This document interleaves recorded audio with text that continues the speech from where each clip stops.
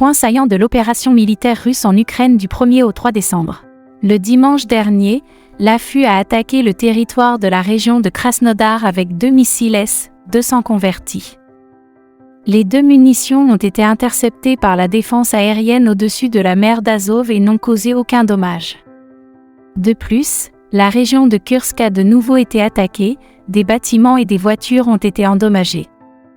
De plus, un drone ennemi a largué un engin explosif sur Elizabethovka. Les troupes russes, quant à elles, continuent de lancer des frappes ciblées sur les aérodromes militaires en Ukraine.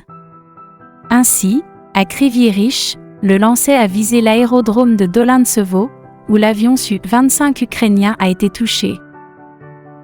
Les batailles positionnelles se poursuivent dans le secteur de Kupianka de la direction Starobilska. Les combattants russes avec TOS-1 et des tirs d'artillerie ont perturbé la redistribution de la 101e brigade de défense territoriale vers Ivanivka. De plus, les combats se poursuivent à Sinkivka et près de Perchotravnev. Dans la direction de Soldar, les troupes russes se dirigent vers Ivanivsk. Les combattants ont réussi à mener une attaque réussie dans la zone d'association de jardins près du village et à repousser les unités ukrainiennes, prenant de nouvelles positions. L'offensive de l'armée russe dans le secteur d'Avdiivka se poursuit. Au nord, les soldats ont élargi la zone de contrôle aux abords de Stepov, ainsi qu'au sud-est de la localité.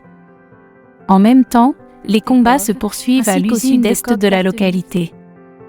En même temps, les combats se poursuivent à l'usine de coque d'Artemivsk, où l'artillerie russe et les forces aérospatiales russes travaillent presque en permanence. Les unités russes ont également avancé au sud de Novakaliniv, prenant de nouvelles positions le long du réservoir. À l'ouest, les groupes d'assaut des forces armées russes ont pris des positions importantes aux approches de Sjevern. L'expansion de la zone de contrôle des troupes russes aggrave la position de l'ennemi non seulement à Sjevern, mais aussi dans le sud à Pervomeke. Les unités russes ont traversé la défense ennemie et ont pris plusieurs rues à la périphérie sud-ouest de Marinka. Néanmoins, il est prématuré de parler de la prise de la ville, l'ennemi tient toujours des positions dans la partie nord-ouest de la ville.